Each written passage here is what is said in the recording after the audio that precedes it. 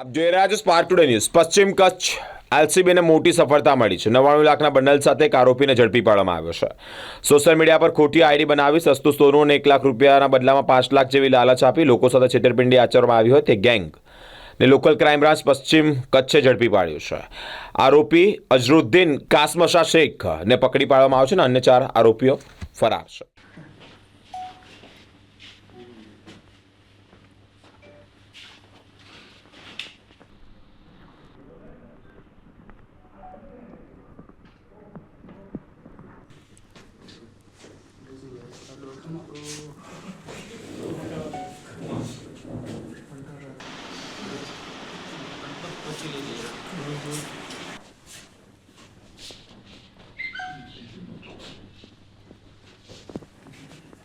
અત્રેના કચ્છ પશ્ચિમ જિલ્લામાં નકલી સોનું પધરાવવાના અને એવા બધા ઘણા બધા બનાવો પાસ્ટમાં બનેલા છે। જે અન્વયે અત્રેના રેન્જ આઈજી શ્રી ચિરાગ કોરડિયા સાહેબે ખાસ સૂચના આપેલી કે આવા બનાવો વધુ ના બને એ માટે તકેદારી રાખવી। જે આધારે અત્રેના એસપી શ્રી વિકાસ સુંડા સાહેબ દ્વારા એલસીબીને ખાસ આ બાબતે કાર્યવાહી કરવા જણાવવામાં આવેલું હતું અને એના આધારે ટીમો બનાવીને જુદા જુદા વિસ્તારોમાં એ લોકો વોચ પેટ્રોલિંગમાં હતા અને એલસીબીના કર્મચારી જીવરાજભાઈ ગઢવી અને શક્તિસિંહ ગઢવીને ખાસ બાતમી મળેલી કે ભુજ સરપટ નાકામાં 3 ઈસમો છે, 3 ભાઈઓ છે, રમજુ શાહ કાસમ શાહ શેખ, અઝરુદ્દીન કાસમ શાહ શેખ અને અલી શાહ કાસમ શાહ શેખ આ લોકો જુદા જુદા ઇન્સ્ટાગ્રામ, ફેસબુક અને વોટ્સએપ ઉપર જુદા જુદા નામની આઈડી બનાવીને વિડીયો અપલોડ કરે છે। એમાં નોટોના બંડલો હોય, એમાં ઉપર સાચી નોટ હોય, બાકીની ખબર ના પડે પણ બંડલ દેખાય, પછી સોનાનો બિસ્કિટ હોય એના વિડીયો, એટલે 1 લાખના બદલામાં 5 લાખ રૂપિયા આપવાની અને જે સોનાના બિસ્કિટ છે એ માર્કેટ ભાવ કરતાં એકદમ ઓછી કિંમતે આપવાની લોભામણી લાલચ આપતા એવા વિડીયો એ લોકોએ અપલોડ કરેલા।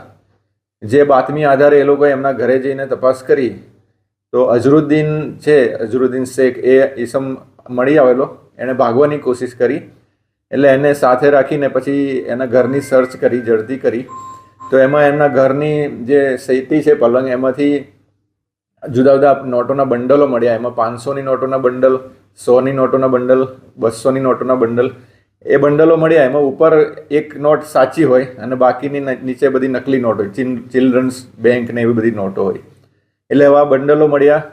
ટોટલ 12 સોનાના બિસ્કિટ મળ્યા, એમાંથી 1 બિસ્કિટ અસલી છે, બાકીના નકલી છે। કુલ 18 સિમ કાર્ડ મળેલા છે, એમાંથી 1 દુબઈનું સિમ કાર્ડ છે અને જુદા જુદા બીજી મોબાઈલ ફોન ને એ રીતના બધી સામગ્રી કુલ 1,99,300,000 એટલે 30,000 એટલે 1 કરોડની કિંમતનો મુદ્દામાલ એલસીબી દ્વારા કબજે કરવામાં આવે છે અને એ હાજર મળી આવેલ ઈસમ અઝરુદ્દીન કાસમ શાહ શેખને હસ્તગત કરીને બી ડિવિઝન પોલીસ સ્ટેશનમાં ગુનો રજીસ્ટર કરવામાં આવ્યો છે। આરોપીઓનો ગુનાહિત ઇતિહાસ છે, જે એમણે ભૂતકાળમાં પણ ગુના કરેલા છે। દુધઈમાં જે છેલ્લે એક બનાવ બનેલો એ છેતરપિંડીનો જ હતો અને એમાં પછી મારામારી થયેલી ને લૂંટનો બનાવ બનેલો, એટલે અત્યાર સુધીમાં ઘણા બધા આવા ગુનાઓ કરેલા છે અને આપના મીડિયાના માધ્યમ દ્વારા પણ અમે પ્રજાજનોને અપીલ કરીએ છીએ કે જો આ ઈસમોએ તમારી સાથે કોઈની પણ સાથે આ પ્રમાણેની છેતરપિંડી કરી હોય તો આગળ આવવા અને એમની વિરુદ્ધ કાર્યવાહી કરવા માટે પોલીસને સાથ આપવા વિનંતી છે। ફરાર આરોપીને શોધવા માટે એ 2 આરોપી તો આના ભાઈ છે અને બીજા પણ 2 આરોપી છે, કુલ 5 આરોપીઓ વિરુદ્ધ ગુનો દાખલ કરવામાં આવેલો છે। એટલે એમને શોધવા માટે પણ ટેકનિકલ સર્વેલન્સ ને હ્યુમન સર્વેલન્સ દ્વારા અને ટીમો બનાવીને એમને શોધવા, એમની શોધખોળ પણ આદરવામાં આવી છે।